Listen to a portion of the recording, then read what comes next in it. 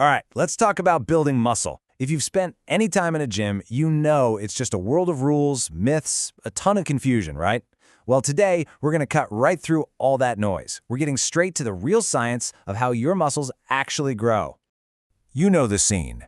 The second that last rep is done, the dumbbell hits the floor, and someone is already frantically shaking up their protein. It's like this mad dash, this belief that you've got this teeny tiny window to get that protein in, or poof, all your hard work just vanishes. But is that race against the clock really necessary? And that whole idea, that post-workout rush, it's captured perfectly here. It's all about something called the anabolic window. The theory goes that when you eat is maybe even more critical than what you're eating. And for years, years, this has been treated like absolute fitness gospel. What if I told you that our obsession with this so-called window is actually making us miss something way, way bigger, something much more important to the whole muscle building picture? So, to figure out what really matters, let's just go back to square one. Forget about timing for a second. We first need to understand the fundamental process. How does a muscle actually get bigger in the first place? Okay, so the fancy scientific term for this is muscle hypertrophy. But here's a simple way to think about it. You're not adding new muscle cells. You're not building more rooms onto your house. Instead, you're taking the muscle cells you already have, the rooms you've got, and you're just making them bigger and stronger. It's all about an upgrade, not a brand new expansion. And look, none of this is just bro science or some theory I cooked up. Everything we're digging into today is grounded in some serious research.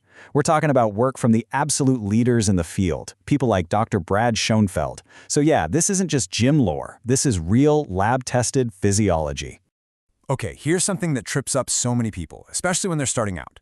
You hit the gym and boom, you get stronger really fast, right?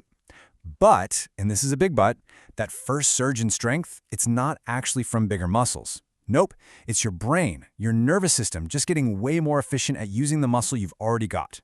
Think of it like learning a new skill. The skill comes first, the size comes later.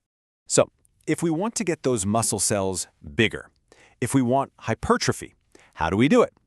Well, to train effectively, you kind of need to know what you're working with. And it turns out not all your muscle fibers are created equal.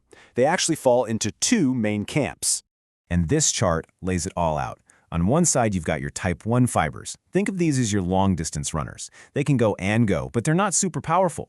Then you've got your type 2 fibers. These are your sprinters, all-out explosion, tons of force, but they gas out pretty quick. Now here's the most important part. Just look at that last row there, the growth potential. 50%. That's the key right there. The research shows that those fast-twitch, type 2 fibers, your sprinters, have a whopping 50% more potential for growth than the other guys. And that, my friends, is exactly why heavy, challenging weightlifting is the absolute cornerstone of building muscle. It's because you're directly targeting the fibers that have the most room to grow. Okay, so you're doing it all, right? You're in the gym, you're lifting heavy, you're targeting those type 2 fibers, you're getting your protein in, check, check, check. You're on the right track. Or so you think. Because there's this hidden killer, this one thing that can completely sabotage all of your hard work. No, I'm serious. Just think about this for a second. You could have the most perfect workout plan on the planet. Your diet could be absolutely dialed in. But what happens after you turn out the lights at night? That could be the one thing that's holding you back from all your progress. All right, let's get into the hard numbers, because this is where it gets crazy. One groundbreaking study looked at what happens after just one night of total sleep deprivation, just one. And muscle protein synthesis, that's literally the process of your body building muscle. It dropped by a staggering 18%. You are physically building almost 20% less muscle just from one bad night. And it gets worse. That's not even the whole story. That same night of no sleep, it also causes testosterone, a supercritical hormone for building muscle, to absolutely plummet by 24%. And to complete this disastrous picture, while all that is happening, your cortisol levels, that's the stress hormone that actively breaks down muscle tissue, they spike by 21%. So let's just recap. You're building less muscle, you have less of the hormone that helps you grow, and you have more of the hormone that's trying to tear it all down. It's a total disaster. So here's the bottom line.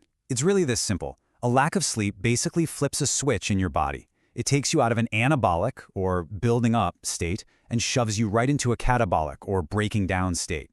All that effort, all that sweat in the gym, it's being actively undone while you're tossing and turning at night.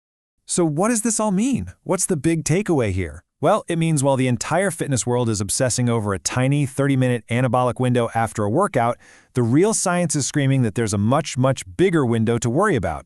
And that's the 8-hour window you're supposed to be asleep. So let's just forget all the complicated rules for a second and focus on what really moves the needle. Here is your dead simple, evidence-based checklist. It really boils down to 3 things. Step 1, the stimulus. You got to hit the gym with a workout that's challenging enough to send a signal to your body that says, hey, we need to get stronger. Step 2, the materials. You have to give your body the building blocks, the protein, the calories. It's the bricks and mortar for the job. But step 3, this is where the real magic happens. Recovery, quality sleep. This is the construction crew actually showing up and doing the building. It is the absolute non-negotiable time when all that growth actually takes place. And so that leaves us with one final and I think really critical question you have to ask yourself. You put so much energy into your training, right? You obsess over every set, every rep. You dial in your diet. But are you recovering as hard as you train? Are you giving your recovery that same level of respect and focus? Because at the end of the day, the science couldn't be clearer. The gains you fight for in the gym, they're actually built in your bed.